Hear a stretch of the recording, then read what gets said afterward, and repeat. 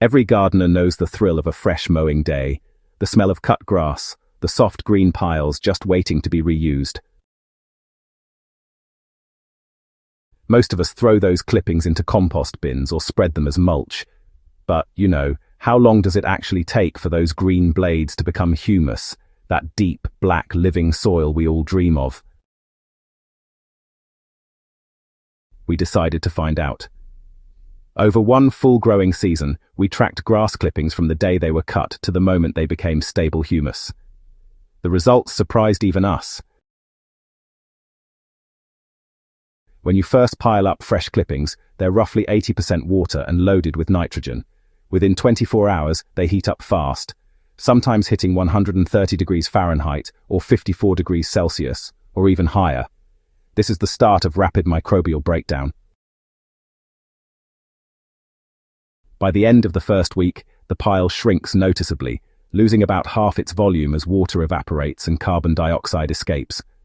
The smell shifts from sweet and grassy to something a bit sharp and slightly sour. Worms stay away at this stage. It's just too hot and active for them. If you turn the pile every few days to let air in, decomposition moves faster. Left unturned, clippings compact into a slimy mat, which really slows everything down.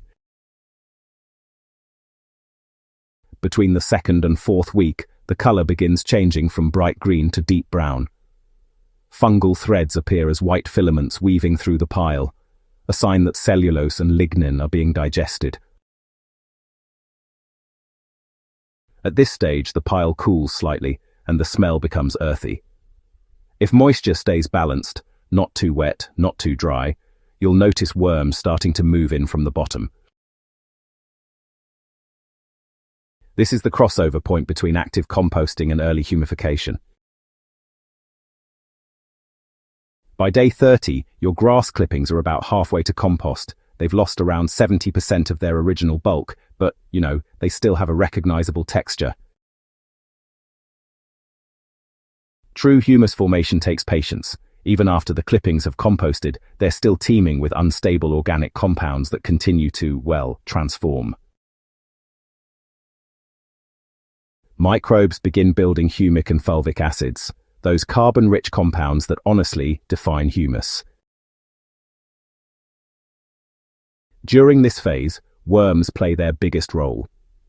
As they digest the decayed clippings, their castings enrich the mix with microbial enzymes, creating a stable, pH-balanced soil structure. Around the 8 to 10 week mark, the material becomes dark, crumbly, and smells just like forest soil. At this point, it's close to humus, but not fully stable yet. After about 90 days of consistent moisture and microbial activity, your former grass clippings become true humus. It's cool to the touch, uniform in texture, and no longer heats up when turned. You'll see fine, crumb-like granules that bind together lightly when squeezed and fall apart easily when released, the signature structure of humus. The transformation time depends heavily on temperature, aeration, and moisture. Warm, aerated piles can produce humus in 8 to 10 weeks, while cooler, compacted piles might take 4 to 6 months.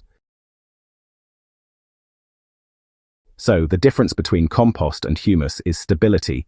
Compost still changes, but humus does not. Once your pile stops shrinking and maintains a neutral, earthy smell, it's ready. When we left a small test pile under leaf mulch instead of in a compost bin, humus actually formed almost twice as fast. Why?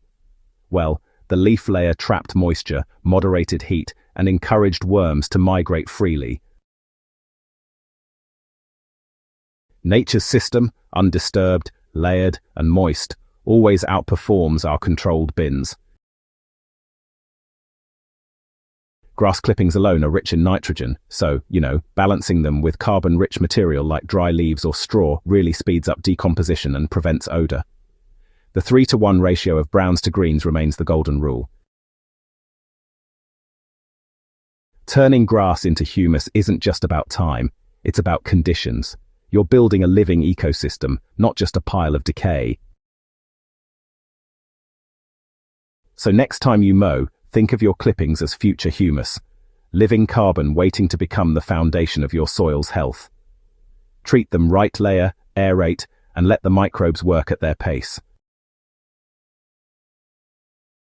Within a season, those humble green blades transform into the most valuable material in your garden, the true currency of fertility.